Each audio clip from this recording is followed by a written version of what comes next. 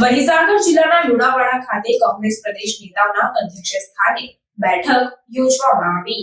ગુજરાત રાજ્યમાં આગામી ચૂંટણીઓમાં પોતાની પકડ મજબૂત બનાવવા માટે આદિવાસી વિસ્તારમાં આમ આદમી પાર્ટી અને કોંગ્રેસ બેઠકો અને મીટિંગો યોજી રહ્યા છે। ત્યારે મહીસાગર જિલ્લાના લુણાવાડા ખાતે કોંગ્રેસ પ્રદેશ નેતાઓના અધ્યક્ષ સ્થાને બેઠક યોજવામાં આવી હતી, જેમાં લુણાવાડાના ધોળી રોડ ખાતે આવેલ 42 પાટીદાર સમાજ ઘર ખાતે ગુજરાત રાજ્ય કોંગ્રેસ પ્રભારી મુકુલ વાસનિકની અધ્યક્ષતામાં મહીસાગર કોંગ્રેસ દ્વારા કોંગ્રેસ સંકલ્પ શિબિરનું આયોજન કરવામાં આવ્યું હતું, જેમાં અમિત ચાવડાએ ભાજપ સરકારને આડે હાથ લીધી હતી।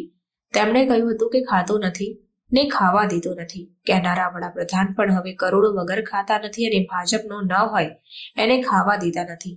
જેમાં મધ્ય ગુજરાત ઝોનના પ્રભારી ઉષા નાયડુ, ગુજરાત પ્રદેશ કોંગ્રેસ સમિતિ વિધાનસભાના વિરોધ પક્ષના નેતા અમિત ચાવડા અને શૈલેષ પરમારની ઉપસ્થિતિમાં બેઠક યોજાઈ હતી। આ બેઠકમાં મોટી સંખ્યામાં કોંગ્રેસ કાર્યકર્તાઓ ઉપસ્થિત રહ્યા હતા। કોંગ્રેસ નેતા અમિત ચાવડાએ ગુજરાત સરકાર પર પ્રહાર કરતા અનેક આક્ષેપો કર્યા હતા, જેમાં ભ્રષ્ટાચાર, અધિકારી રાજ, વહીવટદારો, ચૂંટણીઓ તેમજ દારૂના ખુલ્લેઆમ તથા વ્યાપાર વગેરે મુદ્દાઓ પર ગંભીર આક્ષેપો કર્યા હતા। ભાજપનો હોદ્દેદાર હોય, કેસરીઓ ખેસ પહેરેલો હોય એટલે જાણે અમને લાયસન્સ મળી ગયું હોય એવી સ્થિતિનું નિર્માણ થયું છે। મહીસાગર જિલ્લામાં પણ ભાજપના પૂર્વ પ્રમુખ હોય એનું ગેરકાયદેસર બાંધકામ તોડવાના ઓર્ડર હોય તેમ છતાં કોઈ કાર્યવાહી થતી નથી। ભાજપના કોઈ પૂર્વ ધારાસભ્ય હોય એ ગેરકાયદેસર આખી સ્કૂલ કે એનું બાંધકામ કરે ચલાવે એના પર કોઈ કાર્યવાહી થતી નથી।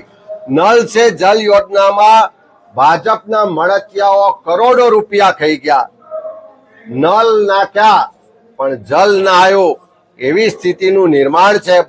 આવનારા દિવસોમાં કોંગ્રેસ પક્ષ આ ગુજરાતના પ્રજાના ન્યાય માટે, અધિકાર માટે, ભ્રષ્ટાચાર ને ગેરકાનૂની પ્રવૃત્તિઓને રોકવા માટે રસ્તા પર ઉતરીને આંદોલન કરવામાં આવશે। ખાતો નથી ને ખાવા દેતો નથી એવા ભાષણો નરેન્દ્રભાઈ મોદી ગુજરાતના મુખ્યમંત્રી હતા ત્યારથી કરતા આવ્યા છે, પણ આજે ડબલ એન્જિનની સરકાર છે, કરોડોથી ઓછું ખાતો નથી અને ભાજપનો ખેસ નાખેલા સિવાય કોઈને ખાવા દેતો નથી એવી સ્થિતિનું નિર્માણ આજે ગુજરાતમાં છે। પુલ બને છે, ઉદ્ઘાટન પહેલા જ તૂટી જાય છે।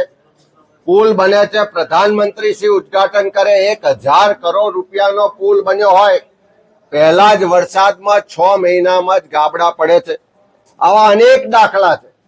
ગાંધીનગરની સરકાર પણ દિલ્હીના રિમોટ કંટ્રોલથી ચાલે છે।